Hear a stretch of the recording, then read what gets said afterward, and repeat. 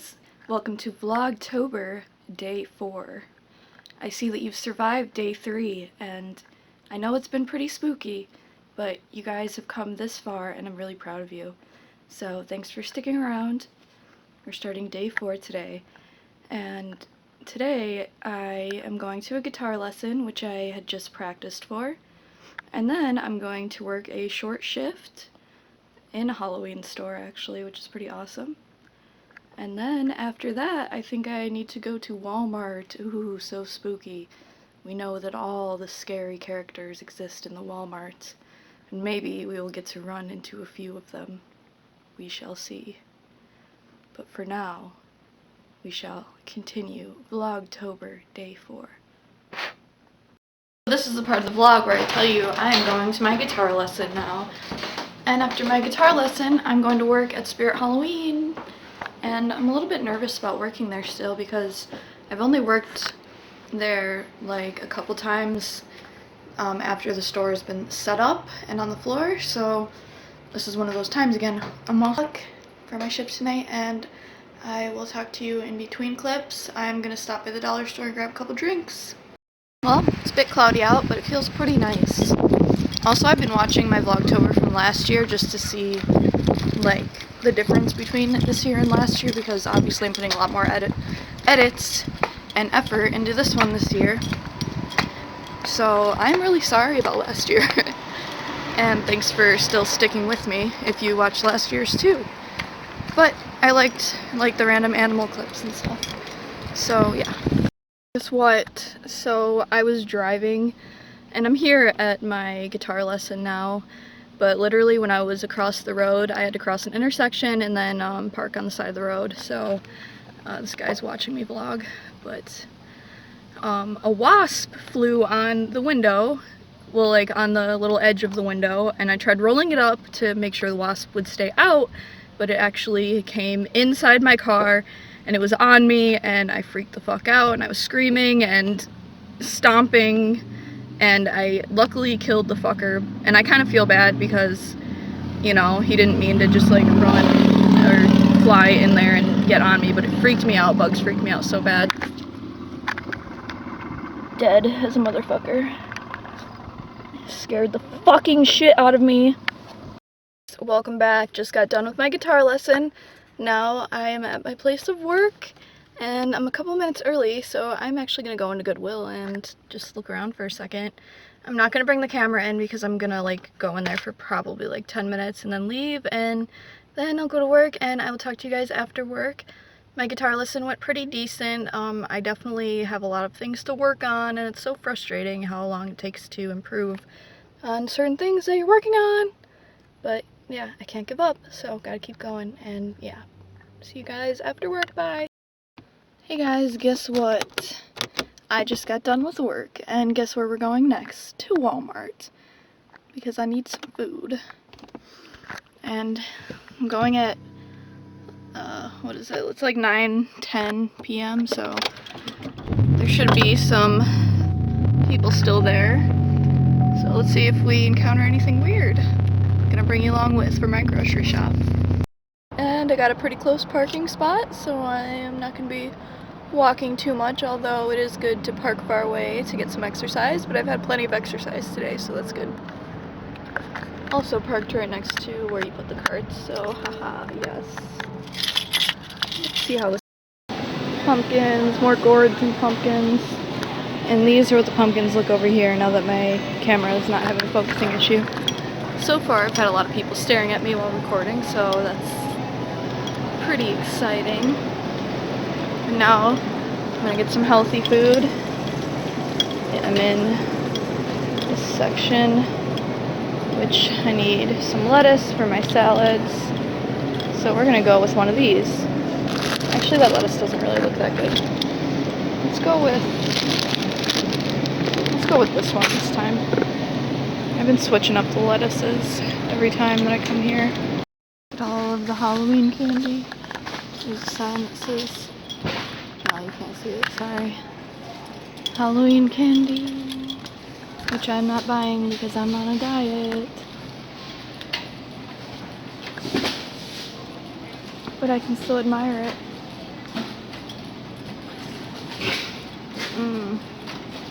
God damn, this is tempting me.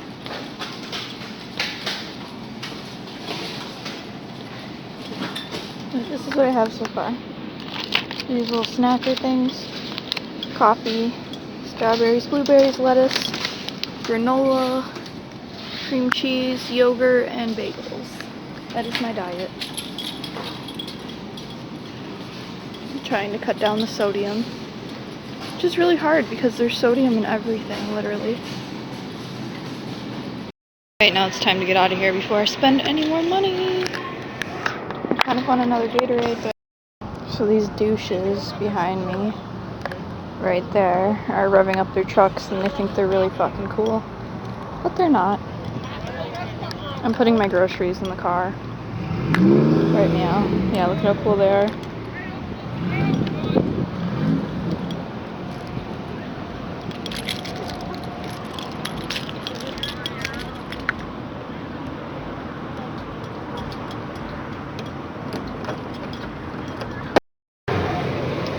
That guy just did pretty much a burnout. Let's see if that guy's gonna do it. There's someone on the back of that truck.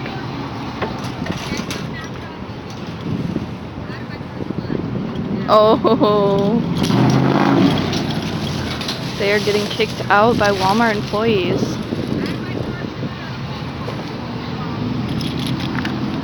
Haha, douchebag.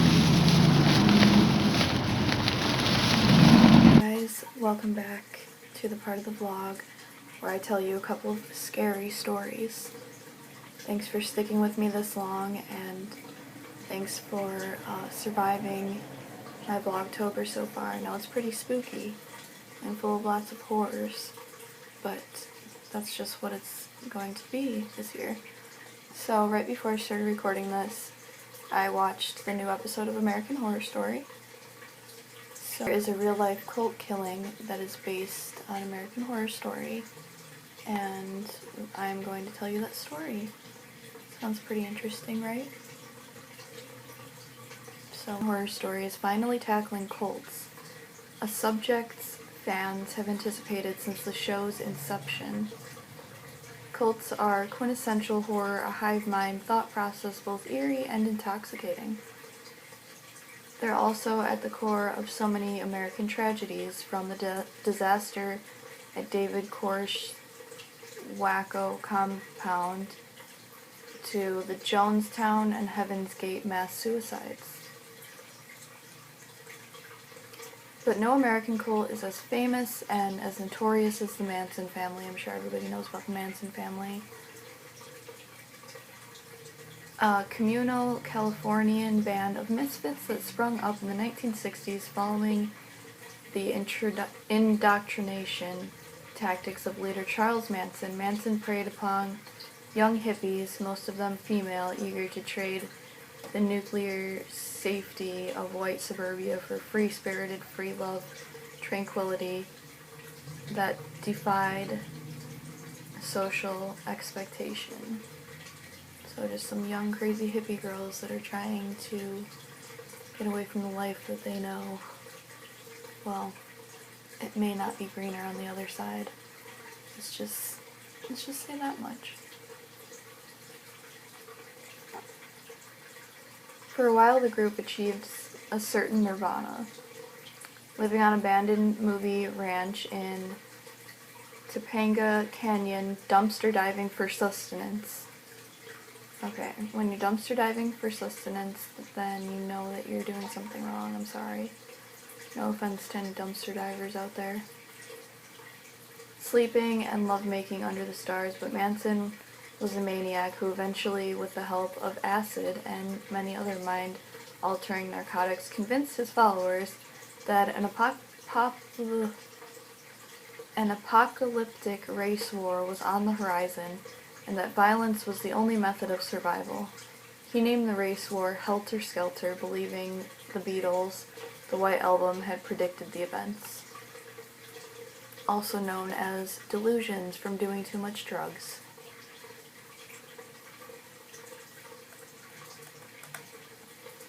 Showrunner Ryan Murphy has confirmed that Evan Peters will play Manson, as well as notable American cult leaders in a flashback this season, and shades of Manson already exist in Peter's main character, Kai Anderson, who we met in the season premiere. Scraggly-haired, chaos-obsessed, provocative, and mind-controlling. Check. But another major Manson family illusion happened in the premiere. Right near the end, the murder of the Changs recalls one of the family's most infamous crimes, one that also involves home invasion and a mysterious bloody signature. The family and its associates were involved in several crimes and homicides throughout their time, but no one so infamous as the Tate LaBianca murders, sorry, my pronunciation is horrible, which occurred on 2 consecutive August nights in 1969. The first, was the most famous, was the murder of pregnant film actress Sharon Tate in her Los Angeles home on Celio Drive. Tate, along with friends Jay Sebring, Abigail Folger, heiress to the coffee brand, and Wojciech Fry, I can't say that last name, and 18-year-old Stephen Parent, who was visiting the property's caretaker, were all stabbed or shot to death by several members of the family on Manson's orders. Tate was married to filmmaker Roman Polanski, and their combined fame made the crime an instant sensation, sending a ripple of fear through Hollywood and abruptly shattering the peace and love facade of the hippie movement. Dun dun dun. And the hippie movement is no more. I'm not really too sad about that, to be honest.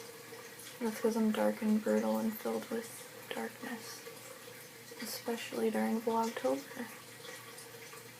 The night after the Tate murders, the family once again drove around Los Angeles looking for more people to kill, unlike the previous night.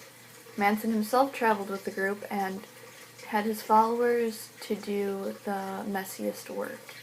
They settled on a home in Los Feliz neighborhood next door to a house where the family had attended a party the previous year. Manson snuck in and tied up Leno and Rosemary LaBianca, a married couple who owned a supermarket chain. He then sent his cronies inside, where they stabbed the LaBiancas to death in a grisly fashion. This is so messed up. This is extremely similar to the death of Changs at the hands of the clown cult who invade their home, tie them up and stab them and wife to death. Stab husband and wife to death in their stomachs and backs. The same way the LaBiancas were killed. Did Murphy and co-writer Brad Falchuk draw on these murders when crafting this scene? It seems likely, especially considering another similarity between the real-life crime scene and the fictional one. The bloody tags. The clown cult signs their murder with an eerie dripping nose smiley face, using blood from their victims as their paint. The Manson family did the exact same thing as their murder sites, writing words and symbols on the walls after a kill. The most famous of these was the word pig, written on the front door of the Celio Drive house. In Sharon Tate's Rise and Death to Piggies were other phrases found at Manson family murder scenes, along with Helter Skelter, misspelled H-E-A instead of H-E-L, by family Manson Patricia Krenwinkel on the LaBianca's refrigerator. All of these phrases are Beatles references, though there's some debate about the true purpose of leaving them behind. Some, including the prosecutor in the subsequent trial, claimed that Manson wanted to peg the crime on the Black Panthers, the revolutionist Black Nationalist Party, so he chose the anti-police slang word pig to set them up. Others say it was just to tease their own revolution, as it was replayed to them by the White Album. Also, I'm looking over here because I'm reading from over here. So yeah, that's pretty interesting. Based on the Manson family murders. But I don't know, I can see the resemblance. Oh god, let me fix my cat ears.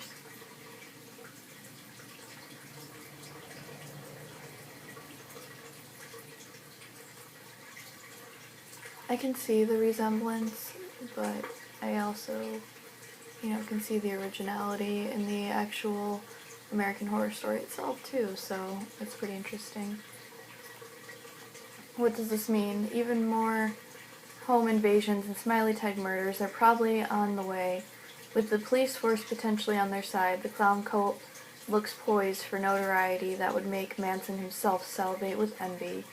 And as Kai's post-election fever grows, we can almost definitely expect more Manson-esque behaviors and copycat crimes.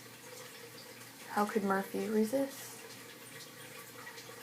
Watched it and doesn't want to see spoilers, just click out of the video now, but there are like news media outlets, and then the leader is running for city council, and so he's getting into politics because this is mostly based off of Trump being president. And it's just crazy because politics make people go crazy, and I took 2 years of political science and I didn't really want to follow through with it after, realizing what it was all about. And not like realizing what it was all about, because to be honest I didn't know what it was all about, but I just felt that it wasn't for me after a couple of years and I wanted to do something different. So that is why I don't do political science anymore. But I could see like really corrupt people obviously being in offices. I mean, it's probably more common than not. Tell me what you guys think in the comments below. Is everyone just in a cult and we don't know about it? Maybe, maybe not. Maybe a cult runs our entire world and we just are blissfully unaware of it, too distracted by video games and television and YouTube. And that is going to be all today.